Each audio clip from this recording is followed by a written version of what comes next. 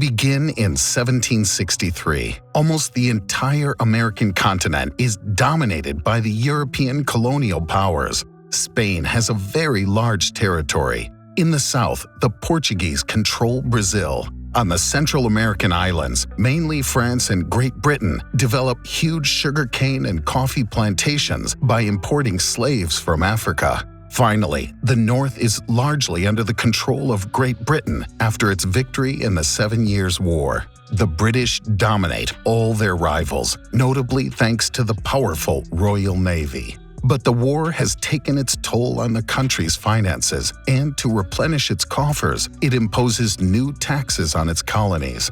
13 of them are opposed to this, and tensions rise, finally provoking the American Revolutionary War. France, Spain, and the United Provinces take advantage of the situation to ally themselves with the independence fighters in order to weaken Great Britain. Finally, the British are defeated and forced to recognize the independence of the United States of America, which is the first European colony to become independent. From the very first years, the United States colonists have been extending their possessions westward to the detriment of the indigenous populations, which provokes numerous internal wars. In France, after the 7 Years' War and the American Revolutionary War, the economic situation is catastrophic, which contributes to the outbreak of the French Revolution. The Declaration of the Rights of Man and of the Citizen is proclaimed. It states that men are born and remain free and equal in rights.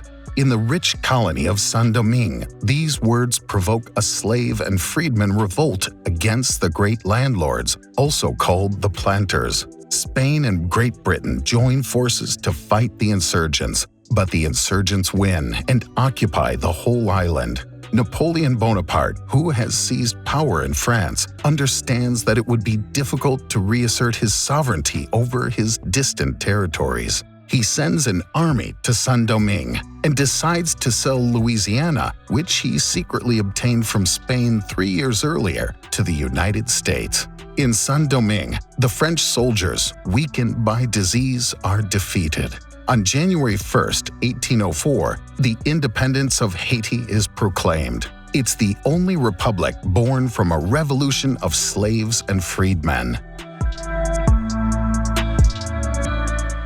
In Europe, the United Kingdom inflicts a heavy defeat on the Spanish and French fleets at the Battle of Trafalgar. The country confirms its domination of the seas. But Napoleon, who dominates Europe, opts for economic warfare and imposes a continental blockade. The United Kingdom, in the midst of the Industrial Revolution, absolutely needs to find new markets to sell its goods. Taking advantage of the decline of Spain, it turns to America, but Spain officially prohibited trade with the British. The United Kingdom attempts 2 military incursions into the viceroyalty of the Rio de la Plata, but is repelled by the Creoles, the descendants of Spanish settlers born in America. In Spain, King Charles IV and his son Ferdinand VII are quarreling over the throne. Napoleon takes advantage of this and places his brother Joseph at the head of the country. This is not accepted in the Spanish colonies, where juntas, which means local governments favorable to King Ferdinand VII, are organized. Conflicts appear everywhere. In New Spain, the priest Miguel Hidalgo calls on the people to rise up. Independence movements now appear, secretly supported by the British and motivated by revolutionary Masonic lodges.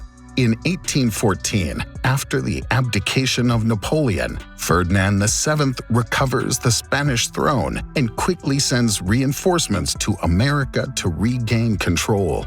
Paraguay manages to resist, as well as the United Provinces of the Rio de la Plata, which proclaims its independence. In January 1817, the separatists San Martin and O'Higgins cross the Andes from the east with an army and seize Santiago. O'Higgins is appointed Supreme Director and proclaims Chilean independence. In the north, another independence army, led by Simón Bolívar and reinforced by the British Legion, leaves Angostura, crosses the Andes, and defeats the Spaniards at the gates of Santa Fe de Bogotá. Bolívar then proclaims the independence of Gran Colombia, of which he becomes president, although he doesn't yet control the entire territory. In reaction, Ferdinand VII raises a new army, but the latter revolts and refuses to leave Cadiz. Taking advantage of the situation, San Martín lands in Peru, seizes Lima, and proclaims the country's independence, although the Amazonian territory is still controlled by the royalists. In New Spain, after 11 years of war, the independents win and proclaim the Mexican Empire. In the south, Quito is liberated by the independence armies. Bolívar and San Martín then meet in Guayaquil. Nobody knows what they say to each other, but San Martín gives up part of his army to Bolívar and then discreetly withdraws. In Brazil, the Portuguese royal family and its court have been installed in Rio de Janeiro since the invasion of Portugal by Napoleon. Despite the liberation of the country in 1811, the royal family decided to stay in Brazil. However, the difficult political situation in Portugal forces King John VI to return to the country in a hurry. But his heir, son Peter, who remained in Brazil, now enters into conflict with the Portuguese government and proclaims the independence of Brazil, of which he becomes emperor. In Central America, Mexico struggles to consolidate. The South secedes, and the United Provinces of Central America is proclaimed. Throughout the continent, instability is great, which worries the United States. President James Monroe then declares to the Europeans that the United States would no longer accept new attempts at colonization on the American continent. In the South, the last royalist pockets are defeated by the army of General Sucre. Bolivia is created, named after Simón Bolívar. The latter now dreams of uniting all the American republics under a great common authority. But internal divisions caused this project to fail. In the south of the continent, a war breaks out between the United Provinces of the Rio de la Plata and Brazil for the control of the Cisplatin province. Brazil imposes a commercial blockade on the ports of Buenos Aires and Montevideo, but its armies failed to prevail on land. Unable to neutralize each other and financially exhausted, both appealed to the United Kingdom for arbitration. The British, during the peace treaty, obtained the creation of Uruguay as a buffer state. The United Kingdom, by becoming the guarantor of stability in the region, protects its commercial interests. At the end of 1829, Venezuela secedes from Gran Colombia. Bolívar, whose health is deteriorating, fails to find a solution and resigns. Gran Colombia breaks up, and immediately conflicts arise over the delimitation of the new borders. In Mexico, after the abolition of slavery, the United States colonists, who are in the majority in Texas, rebel. A civil war breaks out and leads to the proclamation of independence of the Republic of Texas, recognized by the United States. In the United Provinces of Central America, unity is also undermined, and the 5 states that make it up declare independence. Finally, in Haiti, the Dominican Republic, which has been occupied since 1822, also obtains its independence. In 1845, the United States, which wants to expand westward, annexes Texas, but a border disagreement with Mexico provokes a war. At the same time, the British and the United States agree on sharing the Oregon country that was joint-controlled. In 1848, after the victory of the United States, Mexico is forced to recognize the annexation of Texas and gives up a huge territory. In California, the discovery of gold causes a rush that attracts people from all over the world, including Asia. In the far north of the continent, the Russian Empire, in fear of losing Alaska to their rival, the British, chooses to sell its territory to the United States. In the same year, the United Kingdom authorizes the union of 3 provinces in the north to ensure their protection from the United States, which seems to want to expand. They form the Dominion of Canada, which gains more autonomy and will over the next years integrate the neighboring British colonies.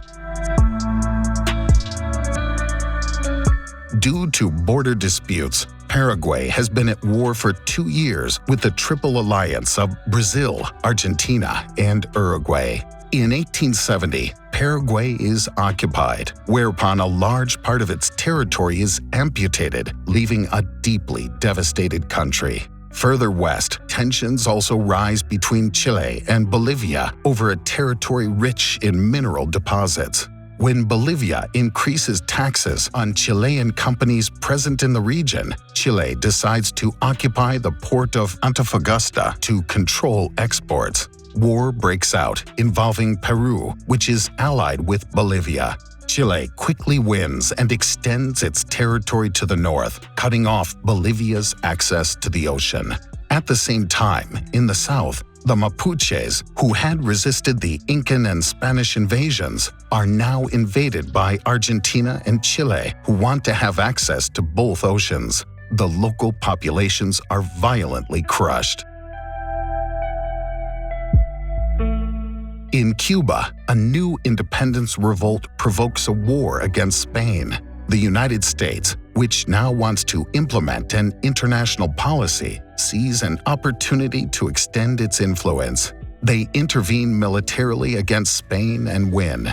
The independence of Cuba is confirmed, and the last Spanish colonies in America and the Pacific come under U.S. control. In Colombia, a French company begins the construction of a canal that will link the 2 oceans. This interests the United States because it will considerably shorten the maritime route between its 2 coasts.